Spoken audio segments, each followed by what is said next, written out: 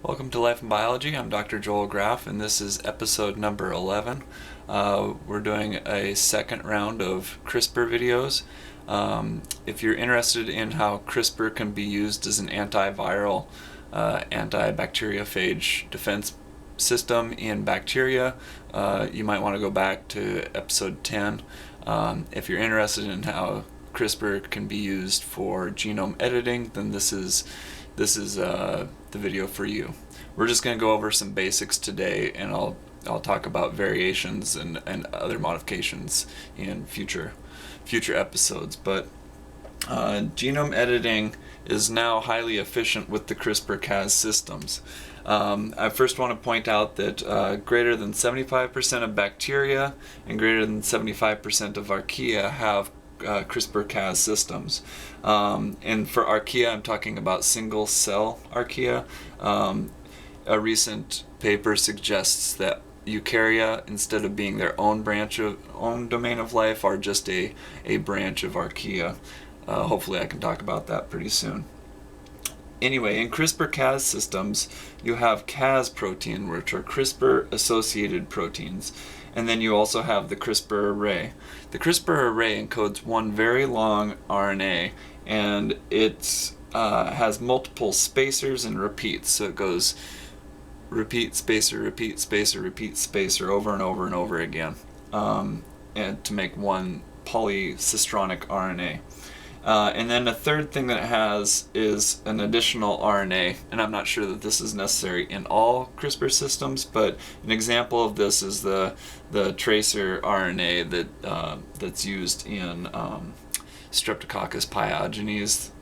That's the most common Cas9 protein that's used today. So what is genome editing? Well, it's a type of genetic engineering.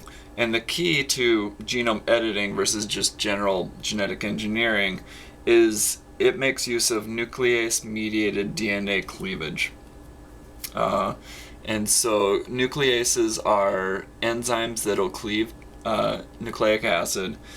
This one cleaves double-stranded DNA. The Cases we're going to be talking about today cleave double-stranded RNA or DNA, and you can edit the genome by causing small insertions or deletions. You can replace genes or you can remove genes from the genome.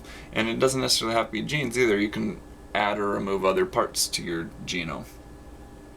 And this genome editing was kind of a slow process because the technologies were difficult in the pre-CRISPR era.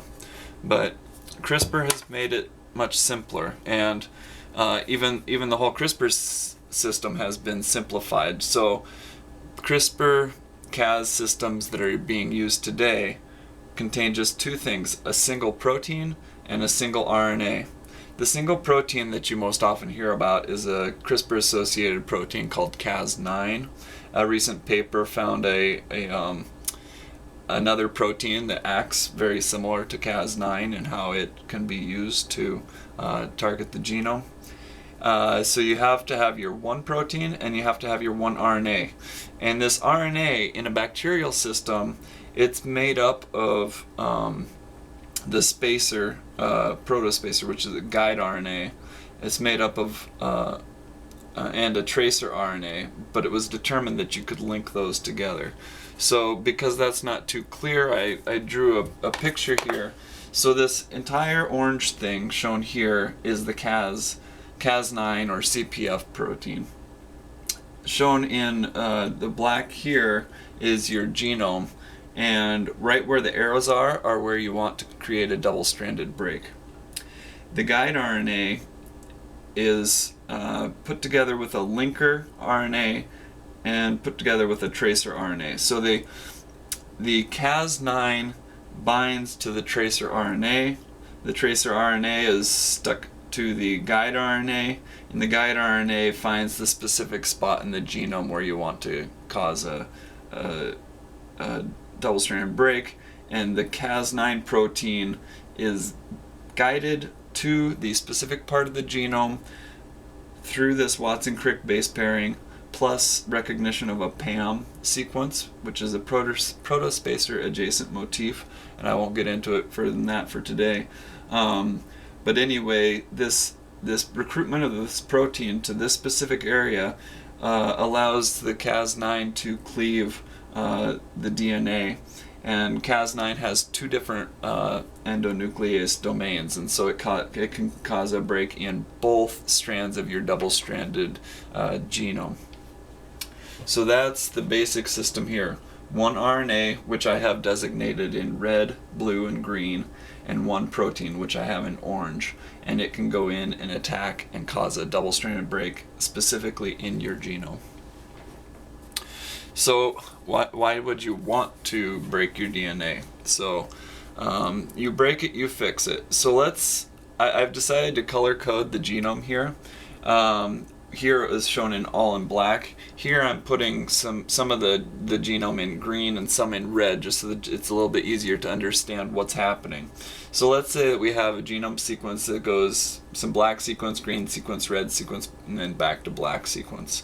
And we've used our CRISPR system to cause a double-stranded break in the DNA. Well, what can happen? Well, the cell has DNA repair machinery that wants to go in and fix it. And one type of DNA repair is called non-homologous end joining.